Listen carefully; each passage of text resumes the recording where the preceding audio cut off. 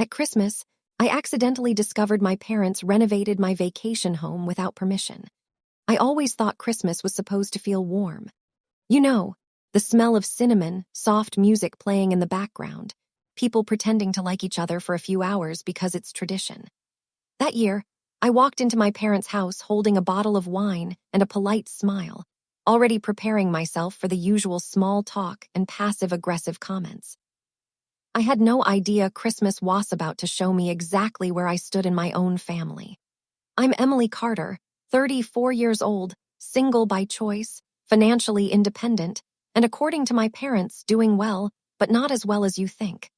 They loved saying that, as if success needed to be approved by them to count. What they didn't like to acknowledge was that I owned things, real things, valuable things, including my vacation home on the North Carolina coast, a place I bought 5 years earlier after selling my tech consulting company. That house was my sanctuary. Ocean-facing deck, white cedar siding, open kitchen with reclaimed wood counters. I picked myself, every detail chosen carefully, lovingly. It wasn't flashy. It was mine, and my parents'. They had been inside it exactly twice, or so I thought. The house was packed. My brother Mark's kids were tearing through the living room, ornaments clinking as adults laughed too loudly over spiked eggnog. My mother floated around playing hostess while my father held court near the fireplace, telling the same 3 stories he always told. I slipped my coat off and headed toward the kitchen when I heard my Aunt Linda's voice behind me. "Oh, the house looks so much better now," she said. I slowed it. "Honestly," she continued, "Emily should thank you. That remodel really fixed the place." My stomach dropped. I turned slightly, pretending to be interested in the cookie tray. While listening, my mother laughed. "Well, someone had to step in. You know how she is too attached to bad assigned choices." My heart started pounding. Aunt Linda said, "The kitchen, especially that gray marble island, gorgeous, much more modern than that rustic thing she had." My ears rang. Rustic thing. My hands clenched around the edge of the counter. They weren't joking. They weren't exaggerating. They were talking about my house, trying to stay calm. I waited, counted my breaths, told myself there had to be a misunderstanding. Maybe they were talking about a rental. Maybe they were confusing my place with someone else. But then my father chimed in. "Well, when you own something outright, you can afford to improve it," he said smugly. "And since Emily's always busy, she didn't mind us managing it." I felt cold. Managing it? I stepped fully into the room. "What are you talking about?" The conversation died instantly. Every face turned toward me. My mother's smile froze just for half a second, long enough for me to see the calculation behind it. "Oh, Emily," she said brightly, "we were just chatting. About my house." "About what exactly?" I asked. Mark shifted uncomfortably. Aunt Linda suddenly found the cookies fascinating. My father cleared his throat. "Don't make a scene." That's when I knew. The truth comes out. "Did you remodel my vacation home?" I asked. The room went silent. My mother sighed dramatically. "Emily, don't be dramatic. Remodel is such a harsh word." I stared at her. "You changed my house without asking me." "Well," she said slowly, "it needed updating and we were already staying there for a few weeks." I felt like the floor tilted. "You stayed there," I interrupted. My father frowned. It was sitting empty. "What's the point of owning a place you barely use?" I laughed once, sharp, disbelieving. "You had no right." "Oh, please." My mother snapped, dropping the act. "We raised you. Everything you have came from us in some way." That sentence burned itself into my memory. Details I didn't want to know. Mark finally spoke. "They didn't mean any harm, Em. It actually looks really nice now." "What did you change?" I asked quietly.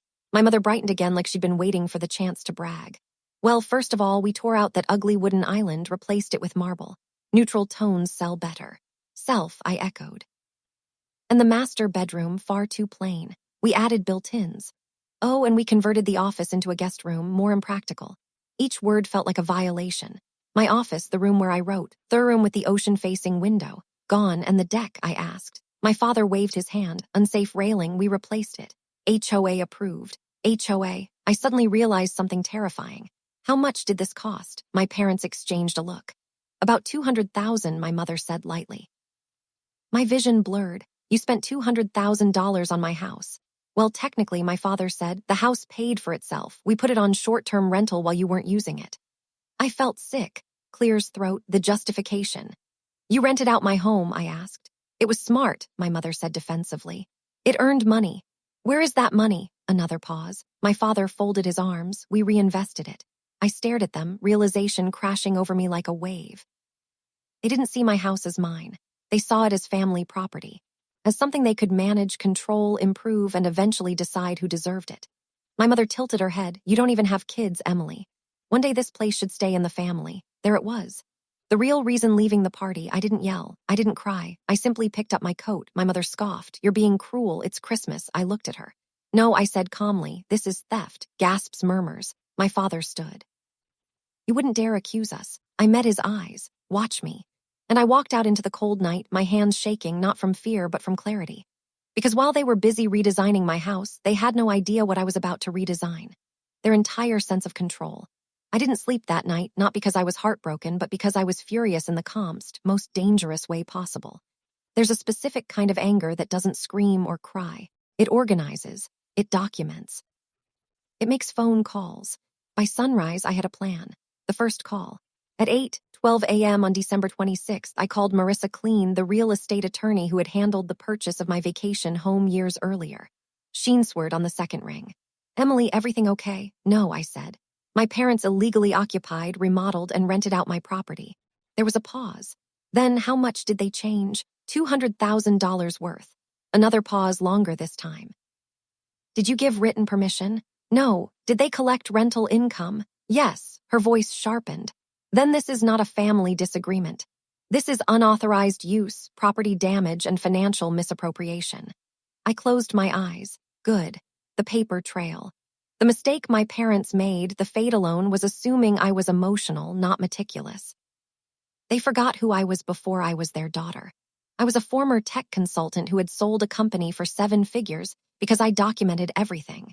Within 3 days, Marissa's team uncovered rental listings under my father's email, income deposits routed through my mother's account, HOA approval requests forged with a scanned copy of my signature, contractor invoices never approved by the legal owner, me. The total unauthorized rental income, $417,000. I stared at the number on my laptop and laughed. They hadn't just crossed a boundary. They had built an entire criminal case on it, the family reaction. I didn't confront them immediately. That was intentional. Instead, I let the certified letters arrive first. One to my parents, one to my brother Mark, one to the HOA, one to the rental platform. By New Year's Eve, my phone exploded. You're going too far. This is family. How could you humiliate us like this? People are asking questions. Good. The confrontation. We met at my parents' house on January 3rd. I arrived calm, dressed professionally with a leather folder under my arm. My mother looked like she'd aged 5 years. My father wouldn't meet my eyes. Mark was angry for them. This is insane, he snapped. You're suing mom and dad. No, I corrected. I'm holding them accountable. My mother burst into tears after everything we did for you. I opened the folder and slid copies across the table. You committed fraud, I said gently. You forged my signature. You rented out my home. You altered my property. My father slammed his fist down. That house should have been Mark's kids' inheritance. Anyway, there it was. The truth, raw and ugly. I nodded. Thank you for saying that out loud. The fallout. The HOA revoked all rental privileges immediately. The rental platform banned their account permanently. The contractors, once they realized they hadn't been paid legally, filed liens. And then came the part they never expected. The tax audit, rental income method had never been reported. Penalties, interest, back taxes. My parents' retirement accounts took the hit. Hard, the final choice. Marissa gave me options. I could sue for damages, press charges, or offer a settlement.